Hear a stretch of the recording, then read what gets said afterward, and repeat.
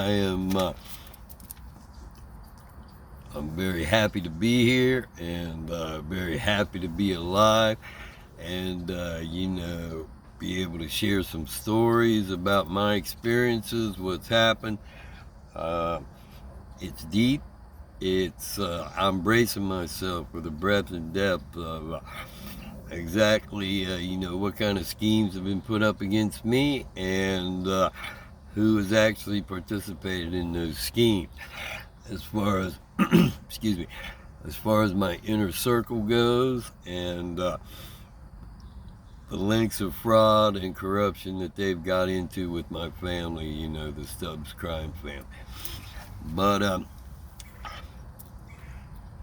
once they've got you targeted, okay, no matter where you go, you're susceptible to these setups, okay?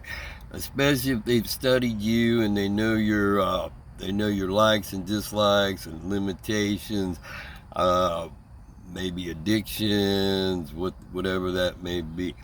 Uh, so this story is it's a bit risque, it might cross into raunchy, but I gotta tell it. And it's no matter where you go, there can be people that are following you and trying to set you up and get you into some kind of trap. So um, last year there was a couple from Ohio, okay, and his name was Trey, and Trey was he was, how can I say, he was uh, he was a dynamic character there. I liked him. He made my day by talking to him, about me. But he had a thing for ass. Okay, it was ass and ass day and night. Anyway, so he liked to talk about that. But but he was funny. He didn't have any cigarette money, and I guess his wife had cancer. That was the thing, and they were they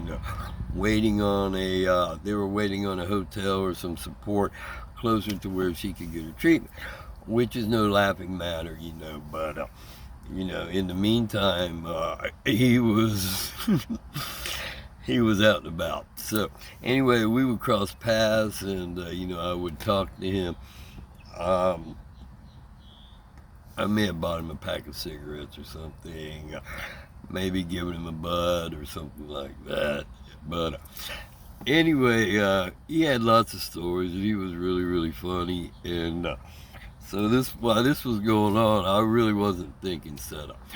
Okay, but in retrospect, something's not right with this whole scenario too. So okay, here's where it gets a little bit raunchy. At the same time, there was a young lady, okay, young black girl, very attractive, okay, and being attractive is one thing, but she'd ride her bicycle, and on her short, she had it written out. I think it was "I love pussy," okay, so. That'll catch your eye. You don't see that every day, at least I don't. Anyway, so one day I get a knock on the door. It's kind of early. I'm like, who's this? What do they want? And it's Trey. And he happens to give me a business card for this young lady. Okay, and she's in the t-shirt business. Okay, and maybe massage or something. I forget, but she was in the t-shirt business. So I held on to it. And I said, "Yeah, I've seen her. It's kind of hard to miss, right?" And it was something about having the conversation with her and whatever. So I'm like, okay, and I put that card in the drawer. I'm like, I don't think I want to, something's up with this. But I went against my better judgment. Later on, I gave her a call. or I stopped her or whatever. And we had a nice little conversation about things, about sex, about retirees. I don't know, just we were having a pretty good conversation. I was really enjoying it.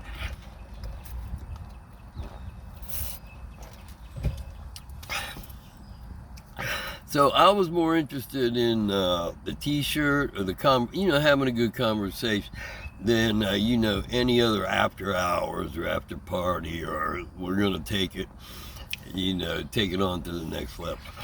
So I think she was a little surprised when I didn't take those advances, or I didn't take those clues and continue on with it. But you always got the chance, you always got the willpower to say, go, no, go, yes, no, whatever. So that was the thing. So I tried to order the T-shirt from her. I forget her name, but I tried to try to get a T-shirt order, and it really didn't work for a single. She wanted to do the business like most T-shirt places do in bulk orders. So that kind of fell through. And moral of the story is, if you're on the list, these things can happen to you. I don't know if they happen to other people or not, but I'm going to share what's happened to me. And hopefully you can, wake up and see that once you're targeted, okay, once you're a targeted individual, or, I call it blacklisted by my community, from the beginning. But this thing can get way, way bigger than that, okay? Because those tentacles run deep. They run deep, through the community, through your secret societies, through the government, through your military, and on and on. So when you're trying to stand up and speak your mind, and stand up for President Trump, or trying to be in your lane, which you feel like you need to do, they want to take you out of that. And my message today is, don't let them do that. It's a real thing, and you got to be tough about it. I mean, you got to toughen up to a degree where you have to accept the fact that even though you've opened up your heart to your family and your closest friends, military buddies, they'll sell your ass out. They'll sell your ass out, and it's a real thing. It really, really is. So I'm going to end this one today on that note. Don't let them take your dignity. Realize these things are real. They'll set you up. No telling how deep the crime and crime scenarios, crime setups have been. Every day I'm glad I'm alive. I thank God I'm alive. And also I'm praying to God that the best come out of this situation, okay? Because this is not about me. This is much, much bigger than me. So in a spiritual battle, God wins in the end. I want to thank you very much. Have a great day. God bless you. God bless America. And keep on keeping on.